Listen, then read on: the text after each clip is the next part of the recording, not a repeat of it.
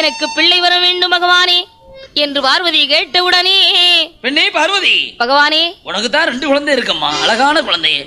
மூத்த மகன் கணபதியோ தாயை போல் பெண் கேட்டு சந்திக்கு இருக்கிறான். ஆமா.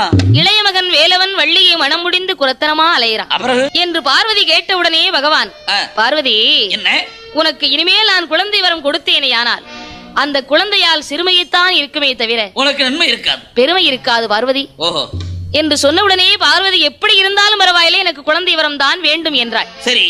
அந்த சுடர்விளக்கின் அருகிலே முந்து ஏஞ்சி தவம் செய்தால் குழந்தை வரம் கிடைக்கும் பார்வதி என்று பகவான் சொன்ன உடனே தூண்டாத மணிவிளக்கின் சுடர்விளக்கின் அருகிலே வந்து எப்படி தவம் இருக்கிறாள், எப்படி தவம் இருக்கின்றாள். ஆற்றி நல்ல மண்ணெடுத்து அரணாரை போல் உருவம் செய்தாள்.